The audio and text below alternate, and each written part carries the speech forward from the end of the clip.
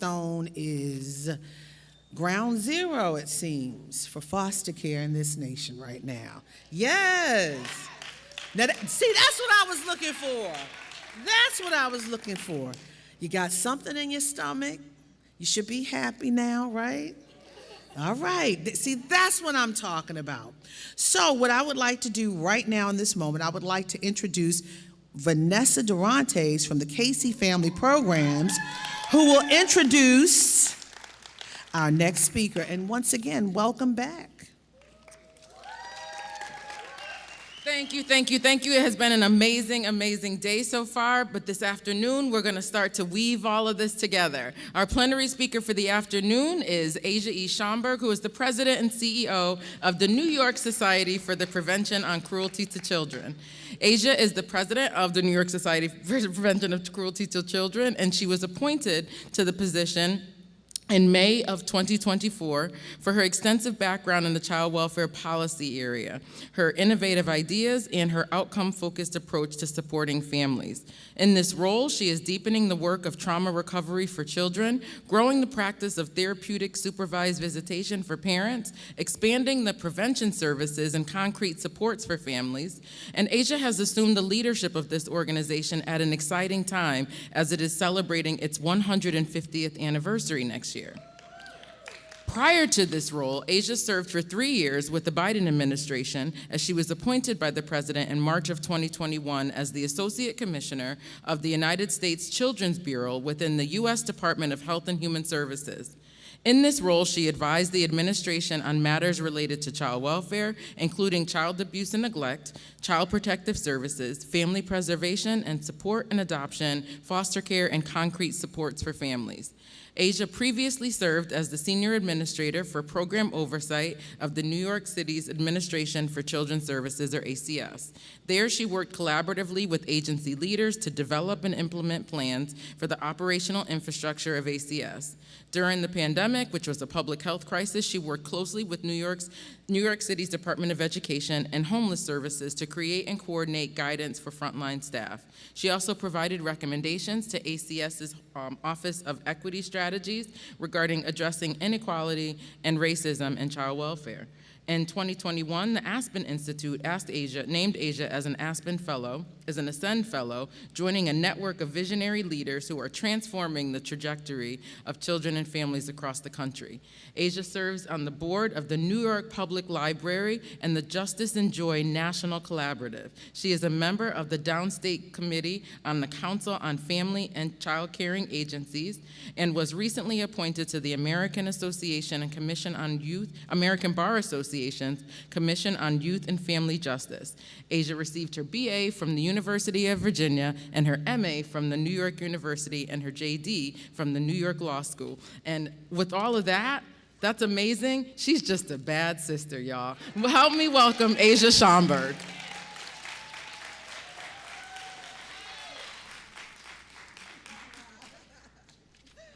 Vanessa, you went the distance and read the whole long thing. I was getting exhausted.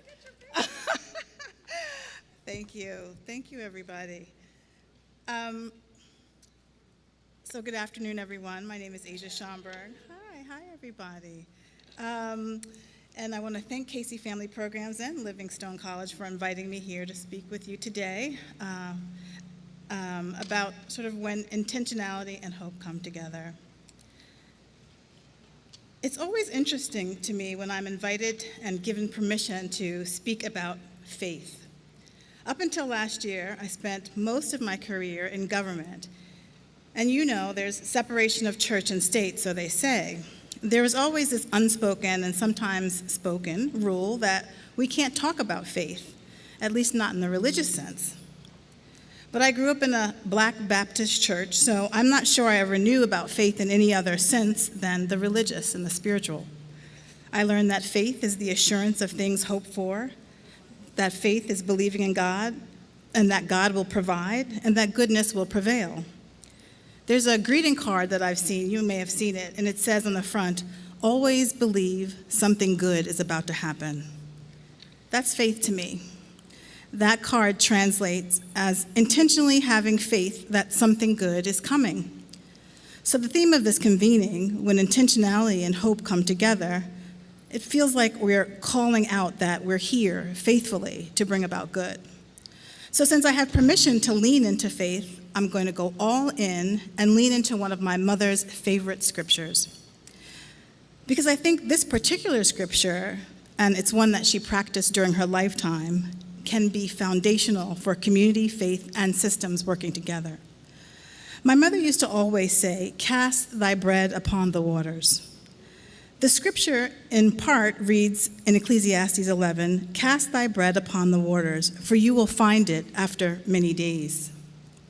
She would cite this scripture to remind us to be generous and good to other people, to share, to give even when you think it might be to your own detriment, because your generosity will come back to you. The other day, one of my sister friends asked me why I made the choice to go to law school. So I recounted the story of how I was working as director of youth development in New York City, and I was leading an office charged with supporting youth who were on track to age out of foster care, or as it was called, APLA, another planned permanent living arrangement. And later they added another planned permanent living arrangement with a permanent resource. Or they called it independent living, and we all know there is no such thing. We're human beings, we live interdependently within communities, not independently. So in my role as director, one of my most proud accomplishments was developing what we called the PYA, the Preparing Youth for Adulthood Plan.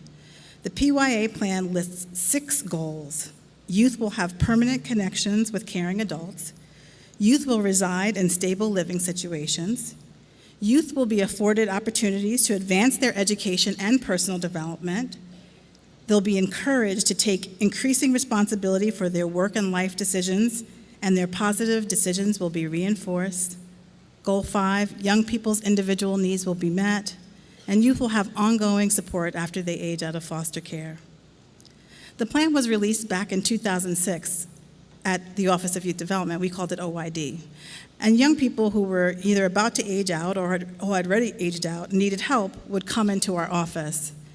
It kind of saddens me that it was developed in 2006 and is still relevant.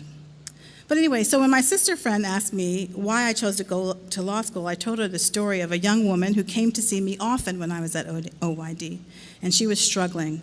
She was 18 at the time, and she wanted to go to school and get a job. She was living in a congregate facility, and she had a juvenile record. Her juvenile court history stood in the way of her moving forward with her life. Each time she would apply for a job, she'd be denied. And at the time I told her, "I don't know how to help you. If I was a lawyer, maybe I could help, but I'm not a lawyer." And she was and it just hurt me to see the agony in her face. So I took the LSAT. I applied to 3 law schools in New York City. I wrote my entry essay about true justice for juveniles. I received a slamming recommendation from Dr. William C. Bell, who was then the Commissioner of New York City Children's Services and is now the President and CEO of Casey Family Programs. The full circle nature of life is really awesome. People you see now, you'll see them again in another aspect of your life. So I went to law school at night, and I kept my day job as director of OYD. I always say that this young woman and her struggle, her lived experience, changed the trajectory of my life. And I have to mention that I really didn't want to go back to school. I had it was going to be a lot of hard work. I was already working during the day. I was already grown, and I certainly didn't feel like paying for it. But I wanted to help the young people who were aging out of care. I wanted to help them try to make a way out of no way, as they say. So in some respects, I like to think that I cast my bread upon the waters. If we love what we do, and I do, and if we love who we serve, and I do, then it's easier to do the difficult thing, right? To cast thy bread, to let it go. So nearly 20 years later, though, I become a national leader of child welfare. And my mother's words rang in my head as soon as I was appointed. Cast thy bread upon the waters, for you shall find it after many days. I always wonder if it was coming back to me. And in my role as Associate Commissioner, I was privileged to travel the country for a front row seat into the challenges and opportunities of communities. I remember in one of my first meetings with parents, a a parent from Washington State said emphatically, "Put the money in the community." I mean, she was serious. She kept saying it. It was virtual, too. She was, "Put the money in the community." She was urging me as a national leader with presumed power over federal funds to allow communities to decide how to use federal support, instead of federal agencies dictating how much money is spent and how it's spent. Put the money in the community. And in the course of my travels, I saw evidence of her outcry. Communities know what communities need. And churches and faith-based institutions are so often at the vanguard, but in my experience, not always recognized as they should be. I remember landing in LA with my executive team and going to visit the Holman United Methodist Church. This church is at the center of a community-based collective impact initiative called Faith Foster Families Network, or 3FN. 3FN brings together community partners such as Center of Hope Los Angeles, the Biddy Mason Foundation. Young people, you should Google Biddy Mason, Bridget Biddy Mason, she's amazing. Holman Community Development Corporation, West Angeles Community Development Corporation, and a few additional churches. The genesis of 3FN was in 2017 when there was an urgent need for foster families, and the faith-based community knew it had to do something, so it stepped up. They engaged a collective impact model to provide resources for families impacted by the child welfare system. And according to the executive director, Nancy Harris, particularly families of color and particularly Black families. That's significant because when anyone carries out activities with the intention of helping Black children and families, eyebrows raise, antennas extend, and criticism often follows. But 3FN calls itself a, quote, one-stop shop of faith-powered support. And it's boldly providing advocacy through a cultural brokerage problem, bridging the gap between Black families and the Department of Child and Family Services, AKA the system. It provides family support and education services, youth and young adult services, academic services, housing, career, parenting services, essential resources such as a free clothing closet. 3FN is walking the talk, casting my bread upon the community, and I would venture to say they are even saving lives. I was a federal government leader with a community teacher. I learned so much about communities and from communities and what it really looks like when they are taking care of each other and when, frankly, systems get out of the way. So with the first opportunity I had at the Children's Bureau, I put the money in the community. In other words, when I finally had discretionary bread, if you will, I cast it. And I released $4 million for community-initiated funding opportunity to address racism and bias in child welfare. Community-initiated meant that we were not prescribing how the money should be spent, but we were inviting communities to tell us how they would work collectively to spend it in a way that would address racism and bias in child welfare. I was the system at that time, working with faith, pun intended, and communities to move toward justice for foster care impacted people. The successful grant recipients came forward with amazing ideas and relied heavily on that federal bread to make some groundbreaking changes. What could possibly be wrong with that? Well, nothing, except that administrations don't stay the same, so that bread got caught up in a 2025 vortex and disappeared into the ether. My grandmother used to say, "It's a poor rat that ain't got but one hole." She'd say just like that. "It's a poor rat that ain't got but one hole." Grandma. It was her way of saying, make sure you have options. Work with systems, but don't rely on them. We've learned. We are responsible for us. I have a friend who has an organization called We Got Us Now. I know exactly what she means, because we have to have us. I'm happy to say that for the first time in my career, I'm leading a community-based nonprofit organization, the first child protection agency in the nation since 1875, the New York Society for the Prevention of Cruelty to Children. Thank you. I went from leading in the system to leading in the community. I want to be here right now. I would rather be here right now.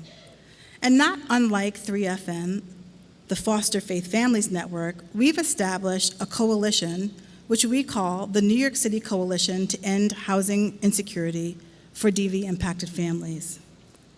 I want to back up, though, because one of the things that we do, as you heard in my bio, is we provide trauma recovery for children, youth, young adults, ages 5 to 21. But what we learned is that children who are coming to us for therapy are often going back to homes with parents who need help. So we're launching a family healing center so that we can support families with housing and families who are impacted also by what I learned from Dr. Leonard Burton is called income inequality, right? So I wanted to be able to help with some emergency cash assistance, and I asked 2 of our funders to give me some money, some bread, that I would basically give to people who needed it. And I don't think anyone in my organization or anyone in our coalition thought they'd actually give it to me, because this idea of philanthropy, of giving cash to people, literal cash to people who need it, is still very new. But I asked anyway, and they gave me the bread. So it started out, this coalition, being about housing insecurity, but we quickly realized that housing insecurity doesn't travel alone. Economic inequality travels with it. Parents involved or in experiencing housing insecurity are experiencing economic inequality and oftentimes many other challenges. So the 2 funders gave me over $200,000 to launch an emergency cash assistance pilot. I had been speaking to the coalition members for months about altruistic coalition building as opposed to competitiveness. You know, sometimes in the community-based atmosphere, you have this organization that does that and that organization that does that, and they're often in competition with each other. But I said, when we come together as a coalition, we're going to be altruistic. We're going to share. So I said to them, if we're all here to help children and families and young people, and if the family is truly at the center, then I'm going to give you what I have, and you'll want to give me what you have. I kept talking to them about radical sharing because we can't rely on the system. We've got to have our own backs. Recently, I overheard my senior advisor call it a decolonized approach. She said that I was taking a decolonized approach to sharing, which I had never really thought of. So when I got the bread, which was recently, I announced that I was going to share it with our coalition partners so that they too would have access to emergency cash for the families accessing their services.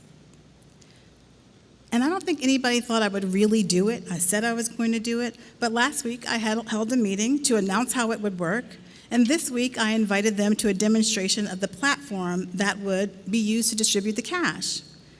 And there are members of the system, New York City Children's Services, New York City Housing, New York City Mayor's Office, who are part of the coalition. And they were among the first to show up at that meeting, asking about the cash. I think some folks, including members of my own executive team, think I'm crazy, but I'm not crazy. I'm always going to believe that something good is about to happen. I listened to my mother, and I'm faithful, and I'm casting my bread upon thy waters. Cast yours too. Thank you.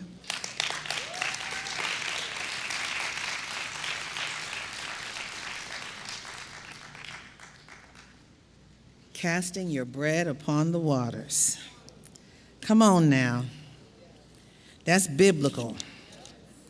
And if you don't know, go chat GPT it. How many of you are on AI? Ooh. How many of you are on Google? Okay, all right. I implore you, as a community, AI is here, and you don't want to be left behind. And it's not demonic. It's nothing but a new form of Google, really, if you want to know. But I want someone to chat GPT it. Cast your bread upon the waters. I want somebody to, you know, this is what I do. We're at Livingstone. We're at a college. We're going to research. We're going to look it up. My mother used to, when I asked her a word, she would say, Go look it up. Meaning back then I had to go to the library. For people who are my age, I'm not gonna tell you, but you know, I had to go to the library, go to the Dewey Decimal System, go to the microfiche. Y'all don't know how easy you have it with your little $1,000 phone. Encyclopedia Britannica. Yeah. These kids don't know what we talking about. We all excited because it feels good, the commonality. They all young, fly, and fresh, talking about Beyonce, Sexy Red, and all this. We talking about the Encyclopedia Britannica.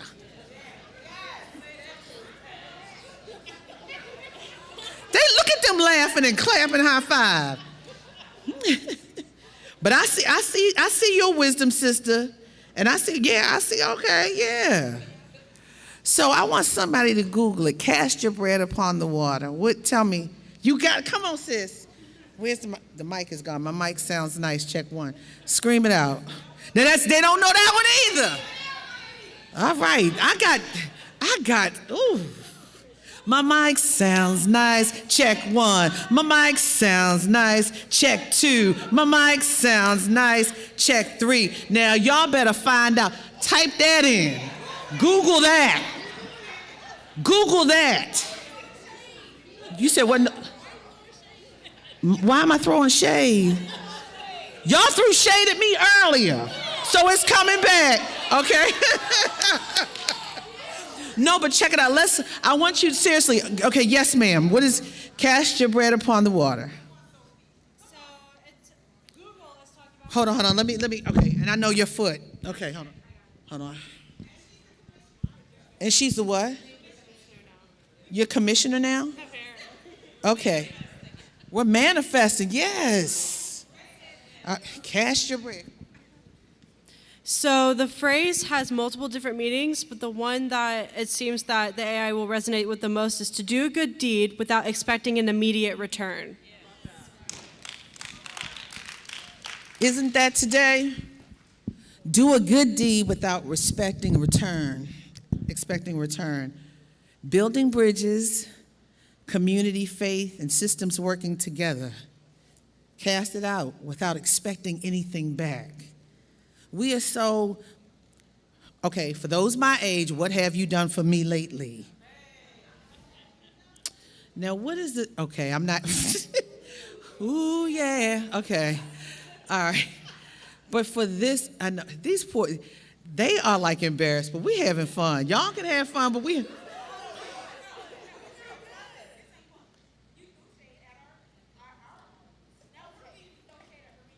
So, okay, let's do this. What's the song that you guys, huh? No, I'm gonna ask the young people so they can, because I want everyone to relate and feel good about it. What's a song that's clean, or at least the clean version, that asks for something from somebody? You said every song? But this is the juxtaposition of that. This is, I'm doing this for the greater good, right? We're bucking the system for the greater good. Faith in a higher power. Sister, I got you. Yeah, you. I got all of you. So listen, it's about the greater good and the higher power. Building Bridges panel, community, faith, and systems working together. We're highlighting collaborative solutions already emerging, particularly across community-based educational and faith-based partners. We're encouraging partnerships to begin thinking about their role in strengthening connections and breaking silos. We're not individuals. We got to come together. You know, one of the things that I'm finding and everyone's saying, we're so alone now. The friendships are not connecting because this has become our friend and we are in our silos. We are by ourselves. We're not as connected. So what I would like to do is find out where you're seeking hope. What does partnership look like when done well?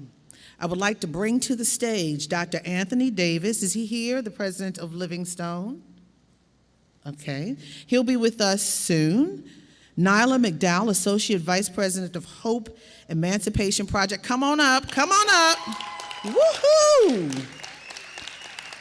Jody Hill Lilly, Director of Child Wellbeing at the Doris Duke Foundation, DDD, formerly the Commissioner of Connecticut Department of Children and Families. Welcome, welcome, welcome. And Leonard Burton, President of the Center for the Study of Social Policy. All right.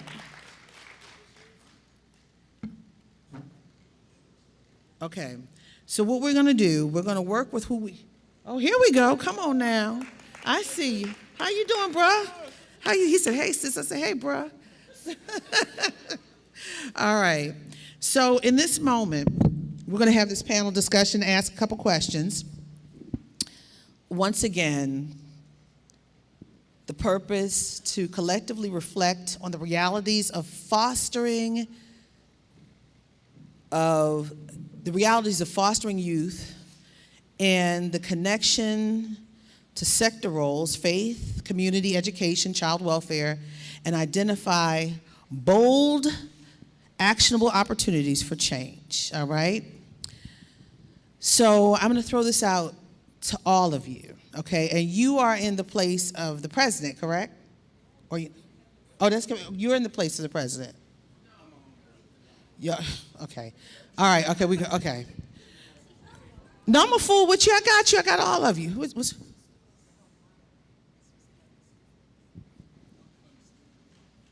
Okay, all right, so here we go. So, and you are helping to moderate, the way I understand it. Okay. All right, that's good. Thank you for letting me know. So what I would like to do, I'm going to throw out the question. I want you to decide which panelist. You are here at Livingstone. What's your name? Kevin Seabrook. Come on, Kevin Seabrook. So Kevin Seabrook, what's your major here? Culinary arts and hospitality, all right. Well, you're branching out into a new field. What do you cook well? French food? Soul food? Gumbo. All right, you got their attention. Now let's move forward. All right. How have you seen community, faith, or educational partners come together beyond silos to support foster youth transitioning into college, and what made those efforts successful? And you can choose who you would like to call on. Could you repeat the question? You said it a little fast. Okay. How have you seen community, faith, or educational partners come together beyond silos to support foster youth transitioning into college, and what made those efforts successful? And if the panelists will, if you have your lanyards, if you can let him see who you are so he can call on you. I'll give that first question to Professor McDowell. I like that. I think you could just put it up to your mouth, yeah. Oh, thank you. There you go. There you go, Professor. I appreciate. So I'm Professor Nyla McDowell, and I've had the opportunity to lead the Hope Emancipation Project at Livingstone College. Kevin Seabrook is a President 13 scholar who is in the program.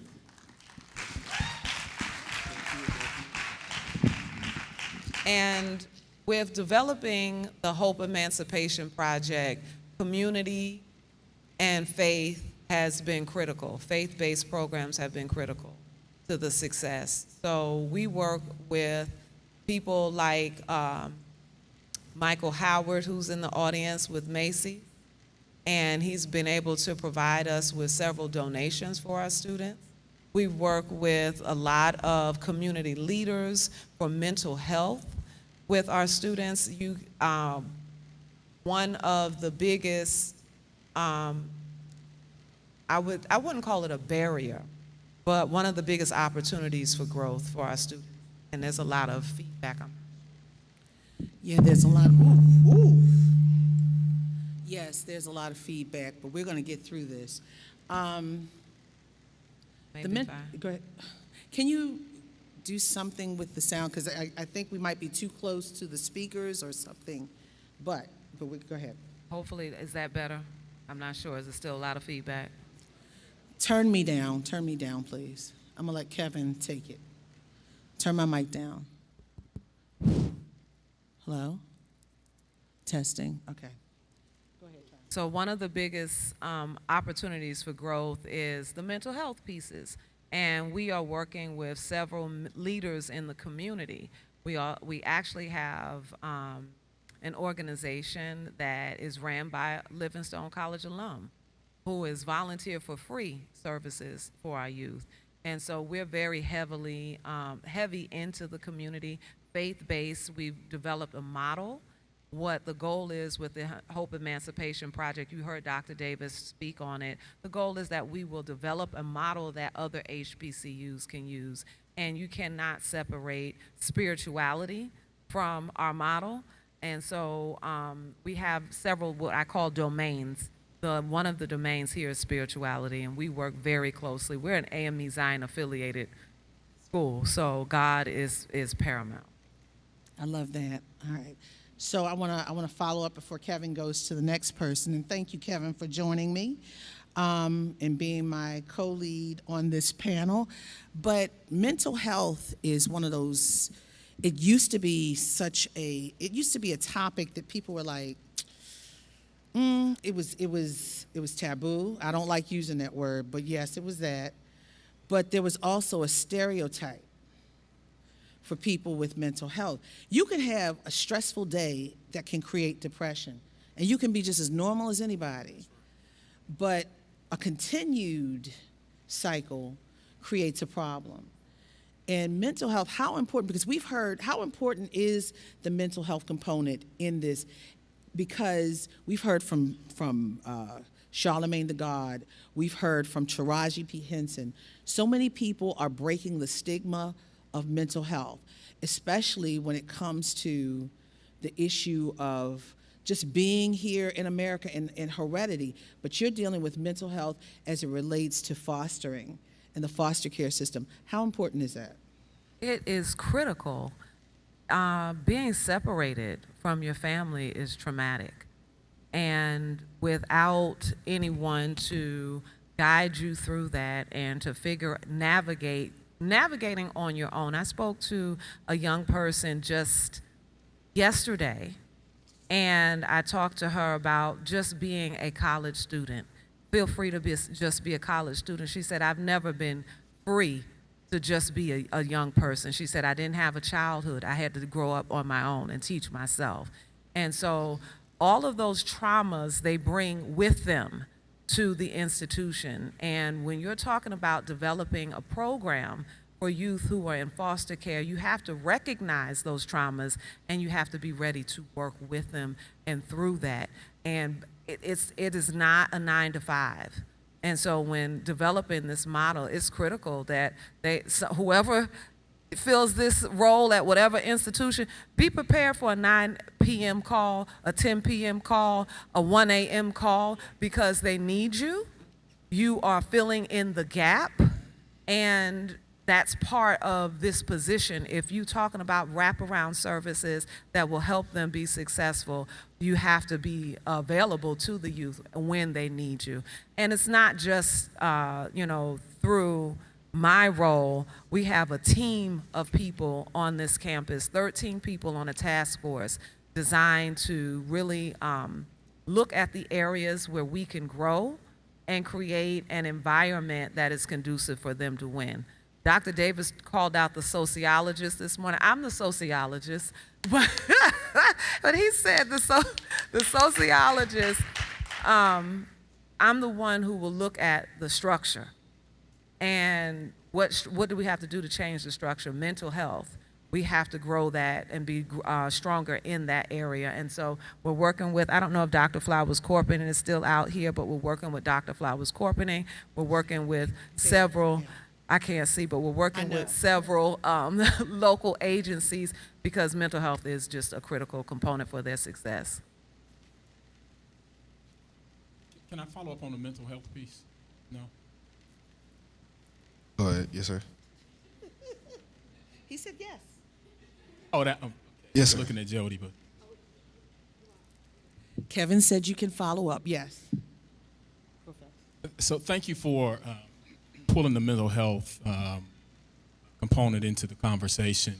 There's a body of work that we've done at the Center for the Study of Social Policy with a group of young people from Atlanta, New York City, and Los Angeles, trying to build a policy agenda for young people who've experienced foster care and are transitioning to adulthood. And one of the areas that the young people from Atlanta, these about 10 young people, they said that mental health was the top priority for them. Not only was it the top priority, they wanted to make sure that it was culturally responsive. And so the policy agenda is moving it into action is to try and identify Black and brown practitioners who can relate to the needs of Black and brown children who are impacted by the foster care system. So it's not enough just to say we have mental health providers, but how do they understand those unique cultural needs that these young people come with? So I'm speaking about Black and brown kids because those are the kids who are overrepresented in the child welfare system, as we all know. But it's important as we talk about the mental health needs that it is tailored to their specific needs and that we have enough practitioners, not just Black folk for the sake of being Black, but Black folk who understand who we are as a people and can relate to the young people themselves. Ms. Jody Hill, your thoughts? Thank you, sir. Can I just point out that he looks quite dapper? Doesn't Yes. let me just point that out. You looking the part, bro. I'm proud of you. And I'm Jody Hill Lilly. I was a former commissioner in the great state of Connecticut, following the one and only Vanessa Durantes, and now serve as the director of child well-being at the Doris Duke Foundation. And I have to tell you, it's surreal being here. I grew up Zion. You know, we went to the conferences. Y'all know how many of y'all went to the conferences. Y'all went to the annual conference when you found out whether or not your pastor was coming back. You remember? Well, so I grew up Zion and always heard about Livingstone. You have fond memories, don't you? Yeah. I always heard about Livingstone, but it feels surreal to be on this campus. And let me just take a point of privilege to honor the one and only Dr. Anthony Davis. He is amazing. He is amazing. And we go way back, y'all, me and Dr. Davis, because when I was in my 20s, I was in the singing group on campus called New Sounds. Looking like y'all. I was young, like singing. And Dr. Davis, don't tell him, is this live stream? He was my manager for the group when I was in my 20s, and I'm almost 60. So I've known him, Joseph the Dreamer, since then. And to see him in this initiative, and sis, you are amazing, and thank you. As commissioner for Department of Children and Families, I see this as my kids. You know, when you work, holla at me, CPS. All of y'all are our kids too. So you got a whole community. Those of you who grew up in foster care, we have a whole community. On this thing about mental health. Now, I sing in the praise team. I go to every time the doors of the church are open, I'm there, giving honor to God, who? Yep, all of that. I mean, you know, that's just who I am. But I told people when I had the platform to tell people, I go to church every time I can, and I go see my therapist. They're not the same. Thank you. And so I can't say enough about that. We have to normalize mental health issues. I have a child who is really struggling. She's struggling with mental health issues. So I didn't hide it. I used my platform to tell my truth and free myself. Because people look at people like me and say, oh, she got it all together. No, we don't.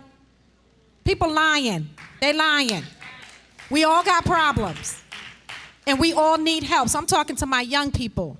Don't be afraid to go out and get help. And many of us are struggling. We don't have your story, you have your story, but we have our story. We ain't no better than you. There, by the grace of God, go I.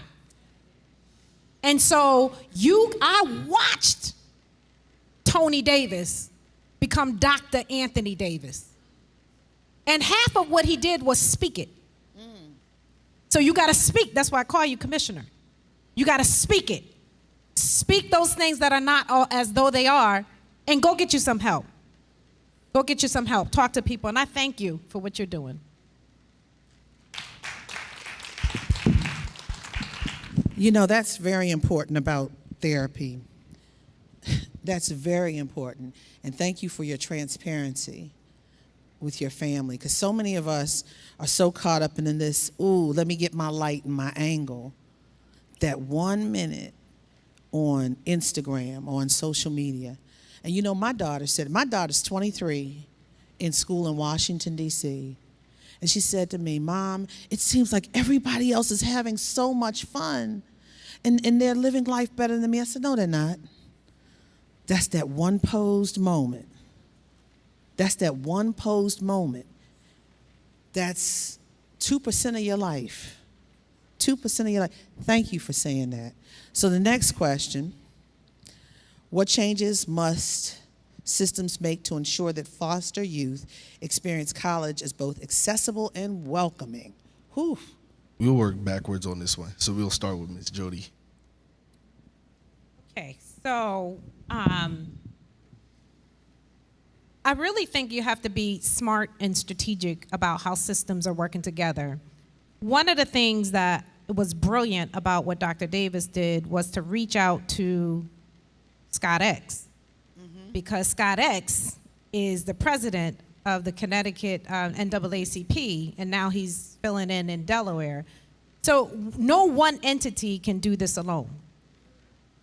We just can't. You certainly can't depend on the CPS system. They have a lot of challenges and struggles and barriers and stuff that they can't do it alone. So you need the combination of everybody working together, as Commissioner Durantes, you said in her role, rowing together. And you have to combine the monies. We had a conversation earlier about how do you use philanthropy, right, like you did with the Casey's, and hopefully Doris Duke is going to be on that list as long as when I can get my feet planted on the ground.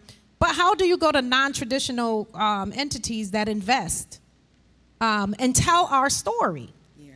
And I think, you getting out there telling your story is going to have a different impact on America, Bank of America, and all these other places. So I think we have to be a little bit more vocal about who we are and where we're trying to be. There are some amazingly successful kids that were in foster care, evidenced by Dr. Davis.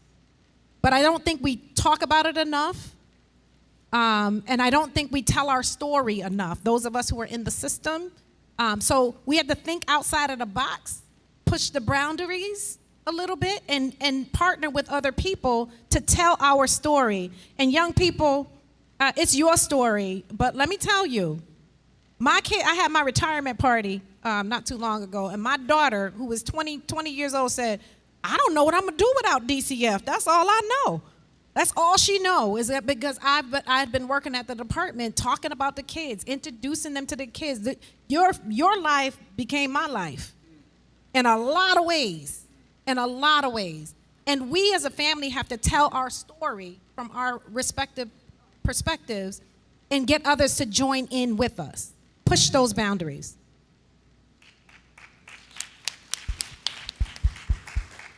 Mr. Leonard? Yeah, changes that I believe the systems need to make so that foster children have the experiences. You can speak into the mic. I'm sorry, that foster children should have the experience and be welcoming is, first of all, systems need to help HBCUs understand who the children are.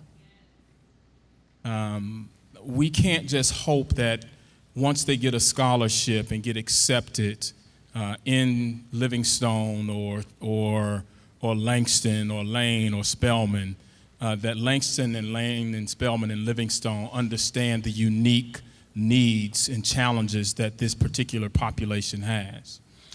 And I would submit that in as much as you have the flexible resources, whether it's 4B dollars, the flexible resources that you may have, or other prevention and intervention dollars, to invest those dollars in the HBCUs. And I'm just going to tell you, we need to funnel our kids into our universities. We need to be intentional about funneling our children into HBCUs. And as we funnel them into HBCUs, I think it's incumbent upon us who are systems folk to help equip the HBCUs. What's happening, Doc? To make sure the HBCUs have the processes and programs in place that align with the needs of this particular population. Thank you for finally joining us, President Davis. Yeah, I feel like the genie. I just popped right in. Popped right into a live conversation. Great. Thank you. Glad to be here. Would you like to give your thoughts, Professor McDowell? Yeah, while we're waiting. So I agree with everything that was just said. For one of the things that I often say is this population is not just an underserved population, it's an unseen population. Right. And so raising awareness about what's going on with these young people is critical. Yeah. So many people don't know what happens when they age out because it's not on their radar. That's exactly right. And the conversations have to be had, and then obviously beyond conversation, it has to be implementation. Yes. And so what we're doing today is remarkable. I just think that building a platform for these young people to speak. Kevin has so much insight that I want him to be able to share today in ways that I can't express because he has his lived experience. So giving voice to the young folks who are actually going through this and who have made it this far and will continue to thrive is critical in any conversations that we're having. So, Professor, I want to hear his story. But before we hear his story, we have the anchor of this moment. We have the foundation of this moment. We have the person who created ground zero for foster care at HBCUs. Yes, you, sir. Oh, I'm Dr. looking Davis. around like, who you talking about? Huh? So What you talking about, Willis? all right, that's what show was that? Different Strokes? Come on now, yes. Yeah. There we go. The reruns are good, right? Yeah. So people remember. Faith and community coming together to help and change the dynamic for fosters, especially in this climate, as we talk about black and brown kids. How does it change? How do you change the system? How do you create something new? How do you break the old and create something new? Well, first of all, in order to change it, right, you got to have faith and community together, right? When you think about our inception, Livingstone College, the descendants of freed slaves giving birth to an audacious idea of starting a school. Think about that. That just speaks to the self-reliance and determination that we have as a community to get things done. When you think about Livingstone College, again, founded by the faith-based leaders, and I'm like you, I'm looking around like, what's going on down Don't worry about it. It's all good. It's all good. Yeah, that scared me too. But when you think about how our leaders came together, they realized that you could not separate faith and community. We were community. That's right. Faith was our community. That's right. our community, when they couldn't mobilize anywhere else, they mobilized in the church. They taught slaves how to read in the church. Preach. They taught slaves how to follow a North Star. Wait a minute, hold on. You're not supposed to be talking about slavery right now. I know. Y'all, for those of you who don't know, it's in the news right now. We're not supposed to be talking about slavery. But when you talk about faith and community, but slavery is coming together. Yeah, but slavery is incorporated with that. And I'm not stopping you, but I just wanted to put that caveat there. But you speak in truth in this moment. You cannot extract our existence without slavery. Thank you. That's right. Yeah. Thank you. That's our reality. Come on now. Right. And nobody's going to tell us to stop remembering, right? That's right. Picture the AME Zion Church, not talking about Tubman. Ooh! Grandma Moses. Picture the AME Zion Church, not talking about Sojourner. Right. Come on. On Livingstone's campus. That's right. Come on. And then say we're going to separate church and community. Whew, okay. All right. Now, that's what I'm saying. These conversations are breaking barriers and speaking truth in the midst of a narrative that's out there that's not helping our community. Right now, what you're trying to do is help, and what you're hearing outside is not helping at all. We have to look. The only way you can see this moment and how to fix it is to see where you came from and how you got here to change it. So, sir, your professor keeps talking about you. What is your story? Tell us your story. Well, okay, what I wanted to start by saying is thank y'all for being here. And you can't, no matter how bad you want to, you can't separate yourself from what you've been through. Because what you've been through is what made you who you are and exactly why you're sitting here today. So, being the fact that, I know that there are some people that couldn't fathom being homeless, sleeping out on the ground. However, that was my experience at my 18th birthday. And this better? Okay, that was my experience at my 18th birthday. And still having to go to school, come back, sleeping in that same parking lot. And by the grace of God, and my mom, she always told me one thing, that you can't swap your destiny for somebody else's. What God meant for you is what's meant for you, nobody else. So the fact that, and looking back, ever since I moved up here in summer of 2023, so much has happened in my life, from, oh my goodness, sleeping in the cars, sleeping out on the ground. I'm talking about sometimes like making a fireplace outside so me and my little sister could have something to eat, you feel me, and stay warm. But I will say through the worst times during that, God still made a way, still provided, was still showing us that I brought you here for a reason. I'm not going to leave you now. So when I was first introduced to Brother Melvin, he introduced me to some other great people at the church. I was introduced to Bishop Ferguson. I forgot where their church is at, but it's somewhere, I believe on Freedom Street in Charlotte. But then I got introduced to Miss Donna, and then she introduced me to Professor McDowell, President Davis, and Mr. Anthony Brooks. And being able, where I come from, I hail from North Charleston, South Carolina, there's not many people like us that sit in positions of power that can actually change things. Right. However, after moving up here and seeing how diverse it is, God had to rewire my brain, because I would see somebody that looks like me, I'll be like, what I used to think is like, oh, how could they sell out or act like something that they're not? However, that's false, because the history of black people, no matter what shade you are, we all have greatness on the inside of us. Whether you black, white, Hispanic, it don't matter.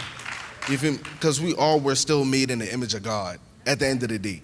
So, I said all that to say this, that even now as I sit here today, looking at all of y'all and being beside Professor and all these great people up here, that, thank you, that your story is what's going to get you where you need to be.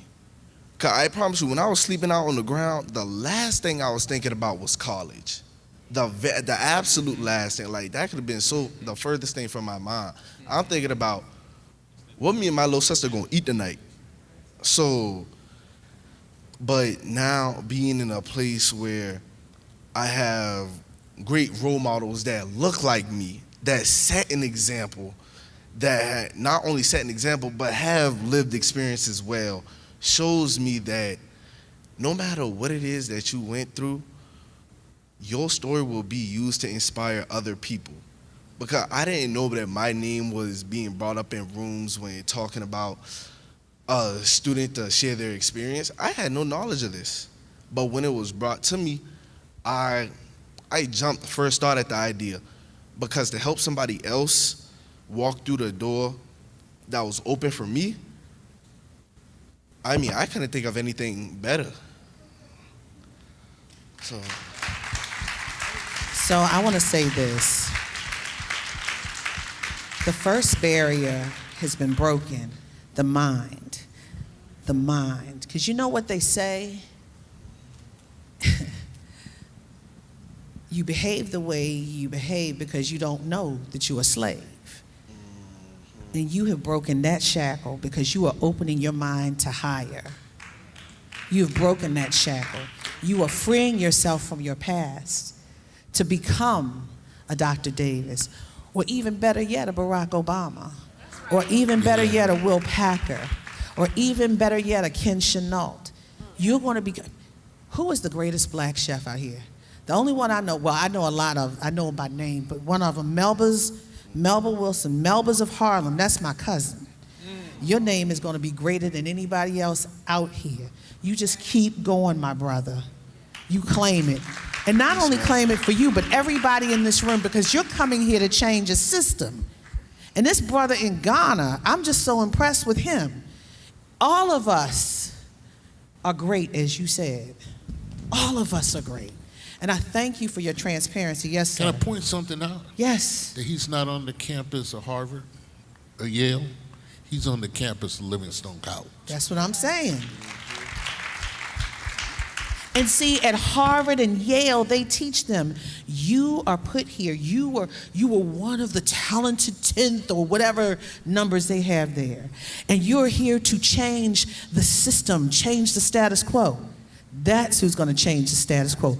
Each one of you here will change the status quo. Just being here and understanding who you are and what this moment means. I came from Baltimore, Maryland. I didn't come from Freddie Gray's portion, but I came from Baltimore, Maryland, a place where failure is built in our very existence. Went to an HBCU. I wasn't Harvard, wasn't Princeton. But guess what? I'm the longest serving black White House in this nation's history in 2025, never thinking I could do it, but believed in a higher power and said, okay, but that built me for the next. It kept me for the next. All of you don't know. Eyes haven't seen and ears haven't heard. Yes, Kevin, you got me all upset. Pick someone else that you would like to call on. We'll bring it back to Professor McDowell. What's the question? No, we were finishing. Okay, well, I'll go to another question. We were finishing that because the president came in. But here's the next one. How can HBCUs become intentional anchors for foster youth? And what support do they need from child welfare and community partners to play that role fully? Of course, we're not talking about Livingstone, but let's give some formative information for those HBCUs that are not doing what you're doing here? Well, I think what it is that we're trying to do is to develop a model that's scalable. And so the way that HBCUs can help youth who have experience in foster care is, again, to examine themselves internally. And to, first of all, is this something that you're willing to take on? It's work. Yeah. And you have to have the right people. You have to have dedicated people. You have to have advocates. You have to develop partnerships and make sure that you're finding and identifying students who have the desire to go to college, right? So it's a lot of work that goes on internally that the college has to be ready for. We have the privilege of having a president who's making the college get ready for it, right? But the college has to understand the amount of work and the amount of commitment that it takes, because you can't just insert a student into college and say, well, I know you dealt with trauma, I know you need wraparound services, figure it out. That's not how it works. We, at Livingstone, we have an outreach arm with our model. Enrollment management, Dr. Davis, they travel the country speaking specifically to youth who've aged out of foster care. So developing them early, reaching them early, developing the institution internally is critical, but then also knowing who your partners And need I to would be. say, I want to add to that, that in order to have a HOPE program or a program like it on your campus, you have to have someone like a Professor McDowell, right? Someone who's willing to get in the trenches, saying, you know what, I see the vision, but let me just take this vision and let's work it. At the end of the day, everybody that works on this campus has that last line in their job description. You know what that is? All other duties as assigned. It's the fine print, right? It's not really that fine. It's there. It says all other duties as assigned. And for us, to all of those volunteers who feel as though they were voluntold, right? They're getting in the trenches and they're willing to do something that is never done before. This is a powerful curriculum, but it's also a ministry. It's powerful, and I want. They say give your flowers. I want to give my flowers to all this panel, especially this professor, because as you see, there have been some things that have changed and I didn't know, but she advocated for you. She's like, Kevin's here, and she said the 1 o'clock in the morning call. You know, it's not just 9 to 5. Exactly. You know, it's real care. It's real deep, and that's years beyond. When you are the greatest chef that everybody said, I remember him when you have your own show on the Food Channel and all that stuff. See, I'm speaking it into existence. She's gonna say, that was my child. She's gonna say, that was my child. Go ahead, Kevin, what do you wanna say? I just wanted to shed some light as someone who's experienced Professor McDowell's care and tender love firsthand. It is important that you have somebody believe in your dream even more than you do. Ooh, yes. So, and that shows that she believes even more in this dream than our she president sees something does. in you, remember that. Exactly, and not just that, you can see when she interacts with the other students, she allows us that freedom to be able to speak our mind as if like, in at first, it was weird because the way I was raised in a household like, what you crying for? You were doing all that talking, you a boy, shut up. Like, we was just supposed to be quiet, but it didn't having that space to be vulnerable, to be open, knowing that I'm not going to be judged, or things that I say in confidence isn't going to be turned back and weaponized against me, Right. then like, if that's also what helped to break the mental chains on my mind during my freshman year. Ooh. So, if you have questions, I want you to go to either mic, because we got one more question that the panel's going to answer. I want you guys to ask your questions. But this is the question: what tangible can be done on just a basic level? Because y'all have taken it to like this high level. I don't know if people can even reach it in 10 years, what you have done.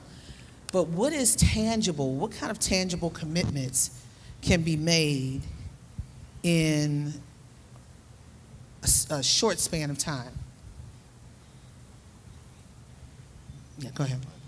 You know, I have I believe in the Nike saying, just do it. And I just want to say a quick story about how when Dr. Davis came to Connecticut, and he sat in a room earlier this year with some youth. And you know, that video that was played was supposed to play, but it didn't work. God's plan. Because Dr. Davis ended up talking and telling his story.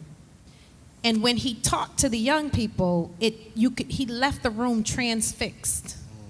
People were changed. And by the end of that meeting, there was a young woman who said, Mister, you just changed my life, right?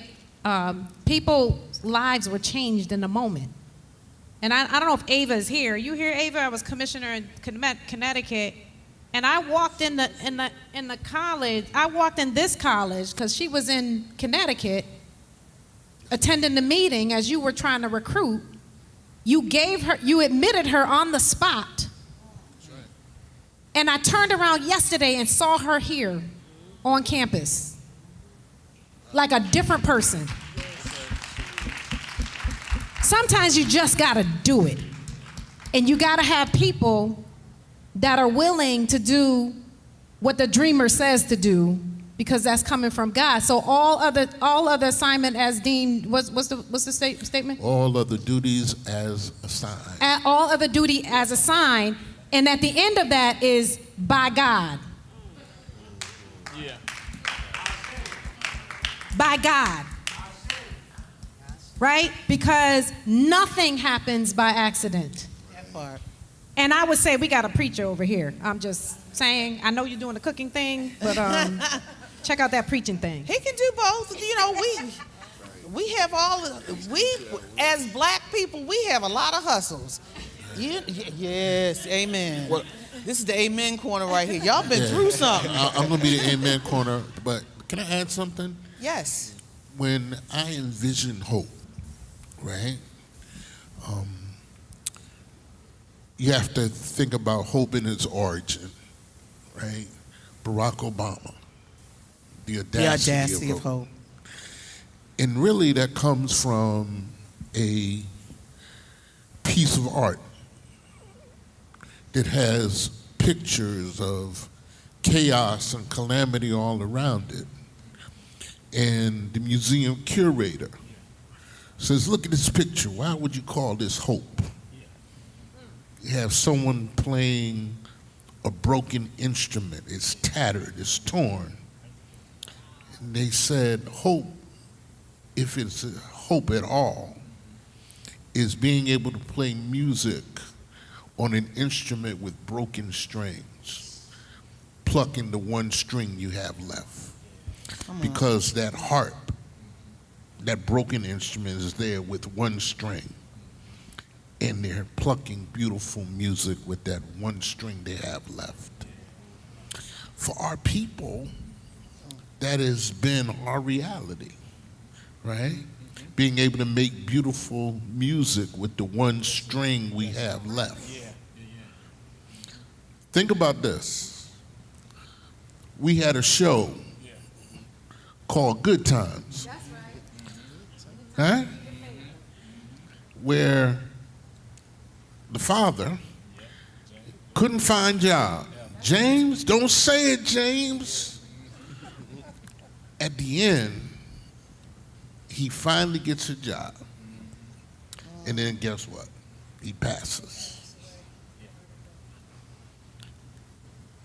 As we think about this model, and we think about the young Seabrooks that are coming behind us, I see something different. I see that they'll come to Livingstone College and they'll be so transformed that they'll want to be the next Jody Hill, to go unsystem the system that's been systeming. Yes, sir. Y'all miss what I said, right? But I said it real smooth, right? How do we find young people who are willing to put in the work to go unsystem the system? That's right. Because most young people coming out of the system feel like this: I don't want no parts of that system. That's right. Because that system separated me from my siblings. That's right. That system separated me from the only person that I loved. And so I don't want to be a part of that system. But we need young people to say, you know what? I want to go and fix the system. Because if not, the system will continue the system until we get people in to change the system. That's good. I just wanted to chime in. I know you said, and thank you, Dr. Davis, that's amazing. 100% agree. But I wanted to chime in because you said what tangible? Tangible. Tangible. I don't want to pluck on one string anymore. We need resources. You know, with the program, the students have needs. And my hope is that through this summit and through various partnerships that I can get the resources that I need to make sure that their needs are met. Yeah. That's good. All right. You have anything to add? Well, I'll say that as Donald Duck is scaring the heck out of people, I did fix that. Thank you, Lord. Ooh. I was wondering if we were going to Disney World or what. I was like, I didn't know what you were talking about. Go ahead. The orange apparition. He's not that orange anymore, but it's okay. You get it. But I Yeah. get it. Yes, Lord. Yeah. As this guy scares investors, philanthropy, communities, scares them away from us, we have to have conversations at our tables, at our kitchen tables, at our boardroom tables, our church tables, and hold our people accountable for not being afraid to invest in places like Livingstone and HBCUs. We can't be scared when our children's lives are held in the balance. We have to be willing to put our money where our mouth is and be willing to stand up boldly against a regime, is what it is. Stand up boldly against a regime. Because naked, see one thing you're not gonna do with me, you can't threaten me about about a job. Naked I came and naked I shall leave. You understand? I know what it's like to go into the kitchen cabinet and see silver cans with pigs and cows and pictures of corn on it. That's a USDA commodity food, right? I got it. That's government cheese. I know what it's like. It's not glorious, but if I have to do it, I'll do it again for the freedom and liberation of my people. And so we have to be freedom and liberation minded, because this work, Dr. McDowell, that you're doing is a work of freedom and liberation of the minds of black children, so that they see themselves, when they see this man right here, they see freedom and liberation. They see hope and promise. They see opportunity. I imagine that's what you see, Brother Seabrook. And the last thing I want to say to you is your gifts will make room before you and bring you before great men. Not just him, but the rest of you all out there, your gifts will make room. And for don't you. let anybody That's right. bury your gifts and tell you that you're not as Amen. great as you want to be, Come you're as on. great as you can be, and that you wrap yourself around these people who care about you, and you leave those other folk alone who don't mean you no good. Right. Yes. You're supposed to spike that. You're supposed to, yeah, there. So I'm with you, and the community seems like it's with you. And if I could, I'd say Ashe. Ashe! Yes. But here, I want to, and I'm not trying to be Debbie Downer, Miss Negative, but there's a reality in this moment. And that's why I was saying what's the basics that are tangible, because the president and I had a conversation about funding for HBCUs. Listen, and that funding goes for Livingstone. Right now, there's said to be funding, but these schools are not getting it. And there's going to have to be an enforcement mechanism to go get it.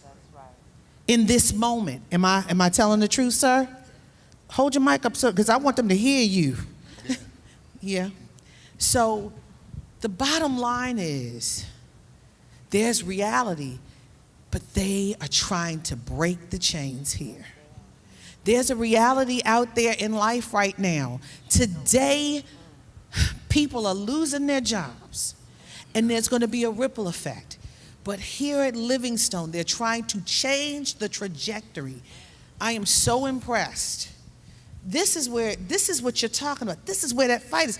Everybody doesn't have to wear a dashiki and a fist pick, but this is where you're breaking the chains. This is the frontline fight for the foster care system, for the adoption system. This is that fight. And with that said, if you got a question, come to the mic.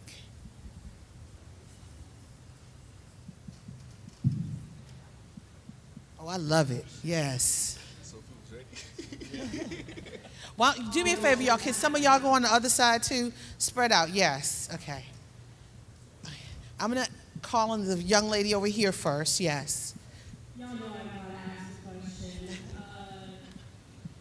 So I know we all know the saying, "Blooming in the face of diversity," and I want to know what advice do any of you have to someone who wants to completely break the cement? To break the system, to break the cement. What advice would you give to break the cement? A willingness to live, a willingness, or should I say, to be more, a willingness to be more. When I was in the system, one thing that I couldn't wait, right, I always would say, when I go to college, when I go to college, when I go to college. But college for me didn't happen until I was in my 30s. But I kept dreaming. Y'all missed that. Yeah. But I kept dreaming. 2001, I walk across the stage here, this very auditorium, and I said, I want to be president. 21 years later, I'm the president. Well, that same year, I gave birth to this Hope Emancipation Project, that more young people will be like me, who will leave college with multiple job offers, who would leave a system never needing public assistance again, like me. I believe it's possible. It's aggressive, but it's attainable. Thank you. Yes, ma'am. Hi, my name is Josiah. I am a current sophomore presidential scholar here at Livingstone College. My question is for Kevin. After hearing your story, I can honestly say that I can correlate with your story on some parts, of course. But my question was, what was going through your mind when the door opened? When it gave you opportunity to walk through that door, what was going through your mind? How did you feel at the time? When the opportunity first came, I'm not, cause I can't lie. I've always been good at school. School came easy to me. I could not study for a test, come in that scene, not know what it was on, ace it and just go on about my business. So when the thought of not going to school first arose, that was scarier than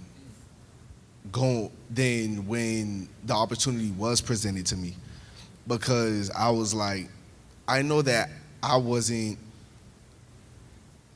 in school, I wasn't given this brain for no reason. So when I thought that I wasn't going to school, like, that caused more of a panic than the opportunity of going to school and finally going to school. Did I answer your question? Okay. Thank you. Kevin, what was your GPA while you were dealing with those challenges? 3.5? A 3.5. Wait a Outside, minute. Outside. Wait a minute, hold on. And I'm not- Outside. so you were in a car making a 3.5? Yes, ma'am.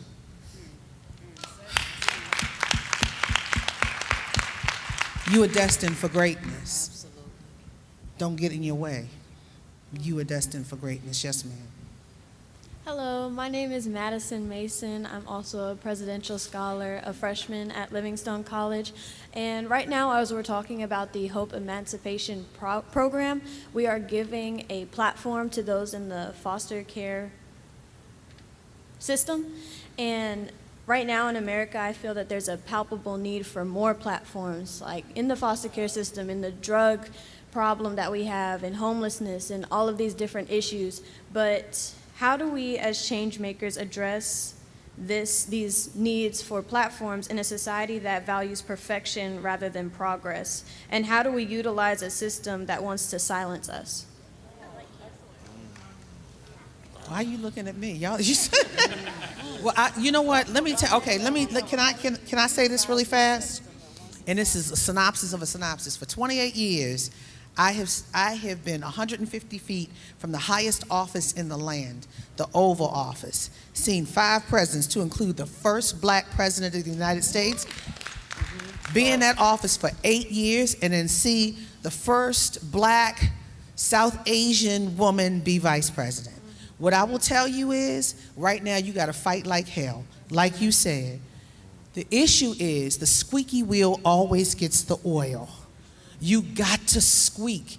The problem is some of us don't remember pain, and some of us, see, when somebody's funding you or somebody's helping you, you don't necessarily feel it, but that person who has to fund you is feeling it. So I'm gonna say this to you. Back in the day when our grandparents and our moms were out there marching with Dr. King and all of that, they wore their best. And they did it for a brighter day for first-class citizenship. Right now, we've lost our rights. But it takes you to bring your like-minded people together to make change. This is like-minded in here. This is community. You have to come together so you can strike a blow, bring more together, but you gotta be consistent and persistent. But I'm gonna tell you something. We're making too much noise right now. We're making too much noise, and I'm gonna give you a for instance. If you watch that $6 million event with that big flag behind the president the other day, they want to attack, the president and Pete Hegseth, the Secretary of War, wants to now police us. It's called posse comitatus. They're not supposed to do that. The military is not supposed to do that. But who they want to do it to are the protesters, people like us who want better. So you have to use critical thinking here at Livingstone to go around, under, and over the system so you can win. Yeah, that's right. You have to find the strategy to win. But this is ground zero. This is the beginning. Find community. Meet each other, network, get phone numbers, talk to the president, talk to the professor here, talk to everyone here. Begin the process. It starts with you. And I want to chime in on that as well. Black excellence. Keep being your excellent self and connect with more Black excellence. I think, we don't have to, exactly what she's saying, right now is not the time to be out on the street protesting, but you can protest together, collectively, and work towards something collectively. And I would just say all of our President scholars, our President 13 scholars, you can make a difference right here at Livingstone. Your voice does matter. Your actions matter. So, come together and be excellent together. And she's been writing down the whole time. I've been watching her take notes. Can I just say something else? God will call you to do what you're supposed to do, what you're assigned to do. There are many ways to sort of use your voice. It may be in politics. It may be strategically behind, inside school, touching one person at a time. You never know. Use God's voice to say, what am I supposed to be doing? And I think local politics are so critically important. Yes.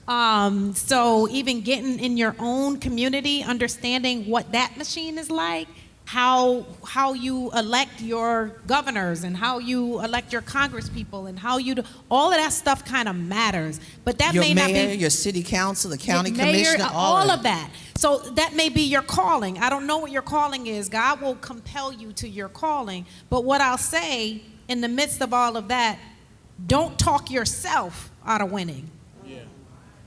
Because sometimes what holds us back is us. And failure is a critical part of success. Do you know Michael Jordan got cut from his basketball team, his high school basketball team? So failure is a part of the journey. So you can't let it stop you. So that's the thing I would say to you is never, ever give up. Failure is the best lesson never taught. Right? Thank you for that. It just falls upon you, right? Thank you for that. Yes, hi. Revelation and failure. You got the mic. Hey. Hey. I have a question and a story. Okay, can you give the story and then the question? And Yes. make it fast, thank you. I just emancipated from foster care. I done been to hell and back.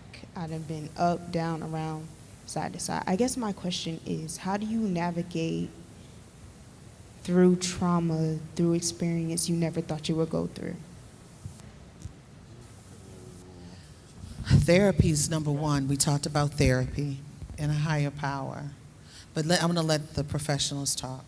I was going to go down to Dr. Davis because he has the lived experience. I know Ayanna said she's been through foster care. I don't know if you heard, how do you navigate those traumas? And then Kevin. I was hoping that someone else would take that. Because trauma comes in various forms, right? Oftentimes, as a young person, you think trauma is one thing when it was something else for somebody else. Let me give you my example of trauma. Trauma for me happened in fourth grade. Fourth grade. My fourth grade teacher saved my life. Yvonne Jones, Winchester Community School, saved my life at 14. Because at 14, although I was in a loving home, right, 3 meals a day plus homework, right, I was always traumatized. You know what my trauma was? If you get in trouble today, when you come home, all your belongings are going to be packed up in that garbage bag. And the state is going to come and get you. Trauma? Can you imagine going through that as a fourth grader? Afraid to be an elementary school student because one act of aggression, anything that looks like aggression in the classroom, could cause someone to kick me out of their home. Trauma. That was my traumatic experience. How did I navigate it? There were people that were put in my place and in my path who helped make sure that I could navigate it. I could not navigate it alone. So I'm thankful for a man who emerged in the fire department named Ronald Moore. I'm thankful for some of the men that I came in contact with. Larry Conway, who happens to be a member of Omega Psi Phi Fraternity Incorporated. That's why I'm a member of Omega today. Yeah, I slipped that in. But finding those people, finding those North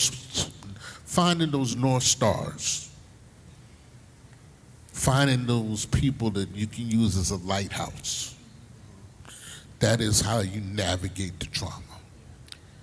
Yes. I would like to say that first.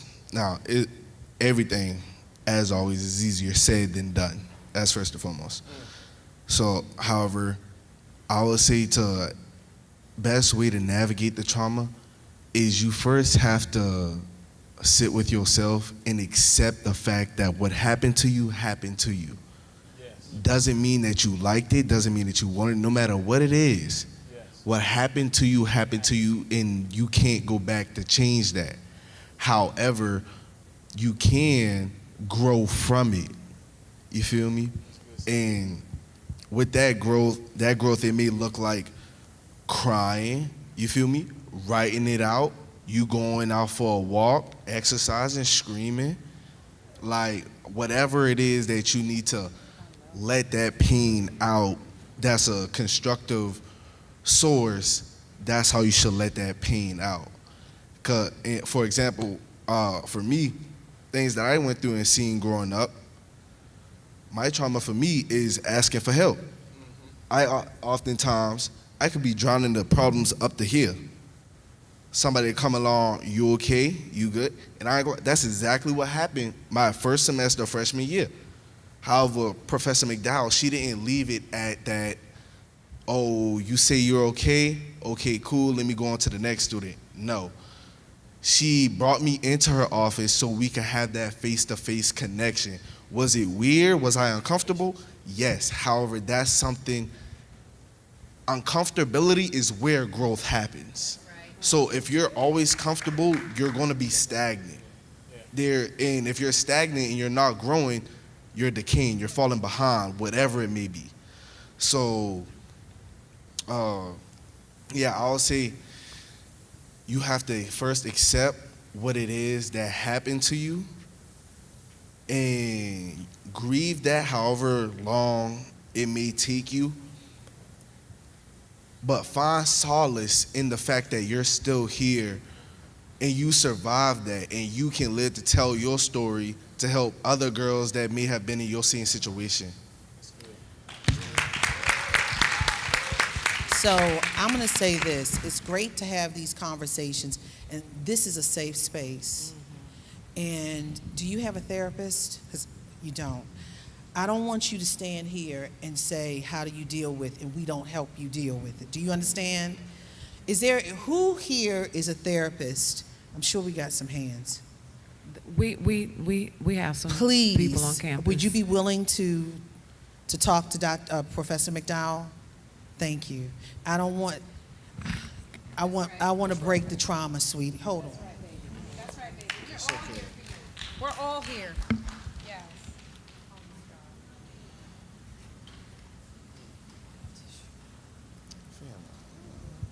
Thank you for holding the mic for me. I am my brother's keeper. No, I am my brother. I am my sister's keeper. No, I am my sister. Yes. Thank you. Thank you. Thank you. Thank you. Yes. Thank you. Thank you. Thank you. Yes. Healing.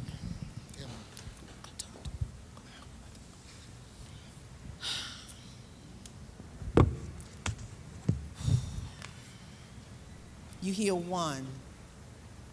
You heal one. You don't know what this moment just can do. And for those two that are on the stage, yes. So So my question kind of went towards her situation as well. My name is Christine. I'm a presidential scholar, and I am a freshman. So as a freshman, how could I help my classmates and my peers around me go through those different traumatic moments and help them find a safe place in myself or others as well? How can you help how can she help her peers or herself find a safe place as well? Yeah, I think this is where your advocacy, your interest in advocacy comes into play. Identifying, making that need known to administrators, to the people who are running the programs, that this is something that you're having dorm room conversations with your peers about, and why it's important to them, because they may not be ready to have that conversation, and you don't have to call their names, but you can at least say there are multiple students who are having these experiences, and these are the things that they say they need, that we need. And then be clear about what the needs are. The mental health services on campus, creating a healing room on campus. Just having that conversation with your peers, identifying some things that you need, and then bringing that to the administration, and hoping that they would be responsive to your needs. Thank you. You know, our time is running out, but I'm gonna do a rapid fire. We were supposed to be finished. We were supposed to be finished past 8 minutes ago, but it's okay. We're gonna do a rapid fire. Okay. This is healing, y'all. It is. I got 2 girls, and if they're away from me, I would want somebody, if they say something like that, I would want somebody to hold them and love them up in my stead. That's our community. That's our child. That's our community. That's our child. And she's hurting, and I'm so glad that they came off the stage. I see phones coming out, phone numbers. That's what I'm talking about. Don't stand idly by and say, oh, that's over there. That's right here. That's right here. Yes, ma'am. Thank you. And this answered my question, because my question was, because I am solution-oriented. My name is Nikki Wharton. Speak up, please. Speak up. This right here was awesome, fantastic. It answered my question.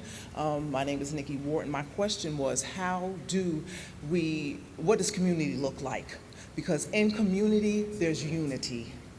That right there, that's community. And that this is community. So the question was answered. We know what the answer is. The answer is coming together. Yeah. Coming together from a heartfelt place, understanding what the needs are, and meeting those needs. Every other community does it. How are you going to have It's a president? time for us. Yeah.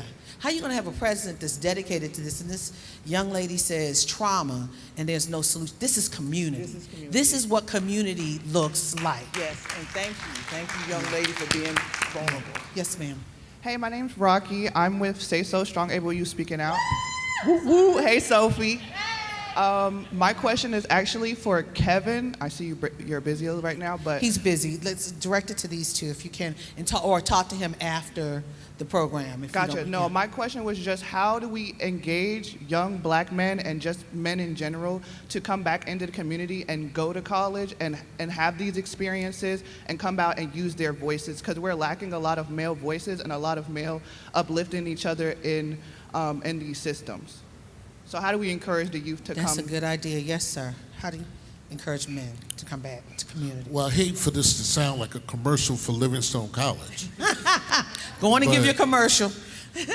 But we're one of the few HBCUs other than Morehouse that's dedicated to educating black men.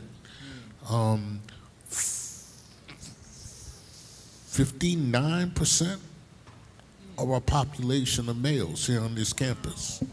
For 59-41, that's what. So you buck the trend. Yeah. Because the trend is black women going to school. So you buck the trend here. Yeah, we broke a trend. Oh, wow. Right. I believe it was the University of Alabama that was bragging about its population at 37%, and I said I have almost double the number of men. Wow. But you know, that's a story that doesn't get told, right? Because that doesn't happen at an HBCU. but it happens at Livingstone. Come on, Livingstone. Sade, correct? Yes, Sade? ma'am. Yes. Yes, ma'am.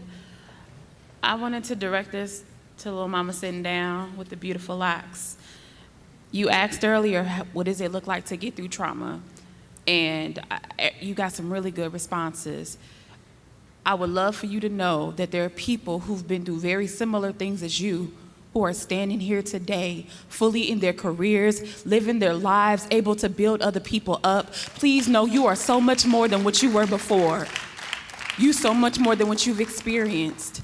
And I pray that at this point you can see the beauty also in what you've been able to accomplish here today. And that's what's so sucky about trauma, is that sometimes it takes away the light. It takes away all of the beauty that you have inside of you in your head. But in reality, you got people that's around you that love you, and I'm pretty sure they love you for a reason, a real one. So I pray to God that you see that part of you, and that at the very least of today, you have faith that tomorrow can be even better.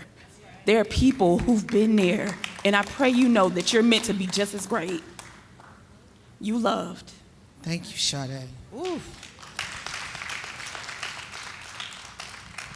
Yes, and this is our final question. Once again, I want to first thank the Creator for this moment. Thank Dr. Davis for your vision and your mission. As I was sitting and we were talking about how will we get to the resources? So it's a very special sister and ancestor that came to mind. And that ancestor is Assata Shakur. Yes. So I say, and I thought, if Assata Shakur could free herself when she was in bondage, I have no doubt that Livingstone College, with this HOPE initiative, will achieve everything it sets out to achieve. So I don't see that we won't make it, Dr. Davis. I don't see that we won't achieve. And like you said, that line you talk about, I'm accepting my assignment that you ain't even got to ask me or tell me to do. From having this opportunity today to be here, I'm accepting my assignment, and I know, me personally, I know what I would do in terms of giving back, in terms of pushing this initiative. So thank you. Thank you. And with that said, I want to thank every one of you for coming out today. This has been a groundbreaking moment. This is ground zero. Livingstone is ground zero for healing the foster care system, the adoption system in this nation. This is a landmark moment. This is a marker. This is an HBCU that's trying to move a mountain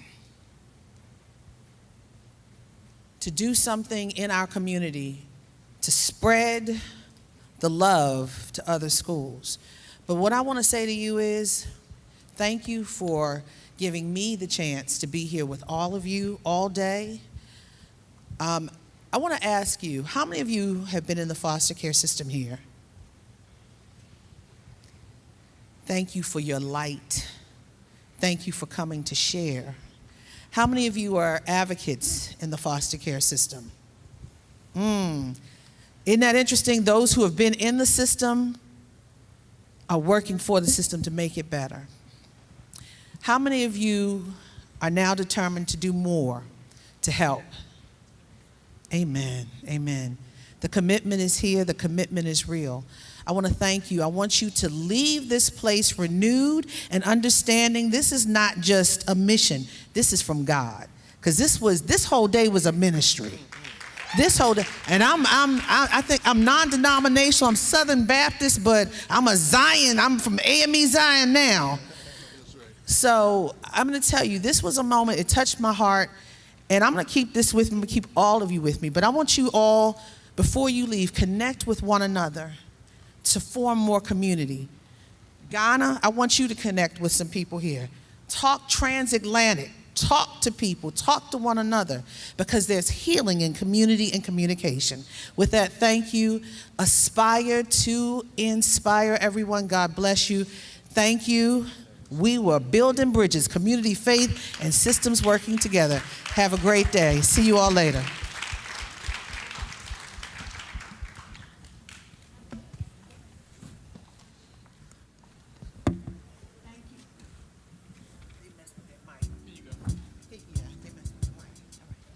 Thank you so much. We're about to move into our break. The break is set up outside. We'll break until about 4:50, and then the collective will need to board the charter bus that will be waiting for you at the curb. Thank you so much. I think we've had a great day today, and we'll see you tomorrow.